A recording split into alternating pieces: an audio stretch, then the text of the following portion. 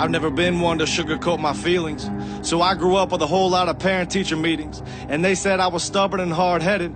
I always felt like I was a coward if I felt something but never said it. And my dad told me not to let bad teachers bother me. Mom said don't sweat it, so I never let it. But I learned then that having a voice means having a choice. And with that choice comes an opportunity of being more than just noise, but standing for something instead. So I stood for something, never thinking a million others would stand with me. And the attacks that come from my neck are plenty, but diamonds don't care about the opinions of pennies. I wanted to be a standout, God send me.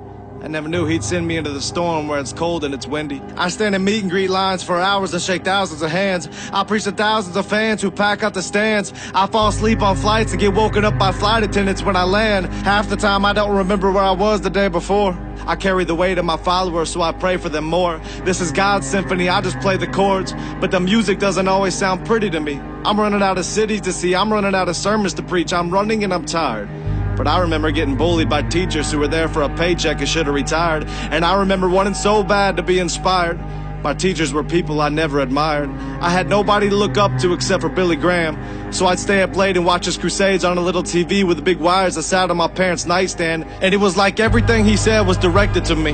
I was only a kid, but his words of love affected me. Fast forward 2 decades later, and I'm blessed to be the next voice for these kids to see. And if I had one wish, I'd wish they wouldn't see the mess of me, but rather the best of me, so they can have someone to speak into their life if nobody else isn't. And that's my mission, and that's the vision. And it's directed at anybody out there who listen. I want to rock this generation and bring change to a culture that tells kids they're here by mistake. They tell students they're going back to the dirt when they leave this place. So for any bully kid out there, you better look me in the face. You are no mistake.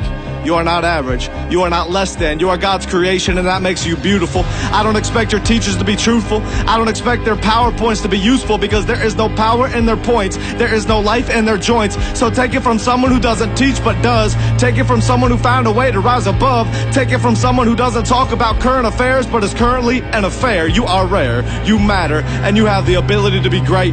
Teachers and textbooks don't determine your fate. God does, and he sees you. Teachers who hurt you are just people who bleed too. Don't grow up to be bitter like them. Somebody else needs you. You can be changed, and you can start a movement. It starts with love. You just have to choose it.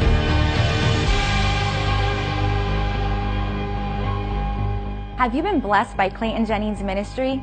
Then we ask you to join in on this mission to tell the world about Jesus. Many of you have asked how you can get behind this ministry that is impacting a generation.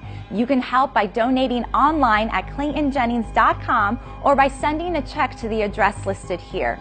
Thank you so much for helping us tell the gospel to the world. Let's keep spreading the name of Jesus. Thank you so much for all of your prayers and support.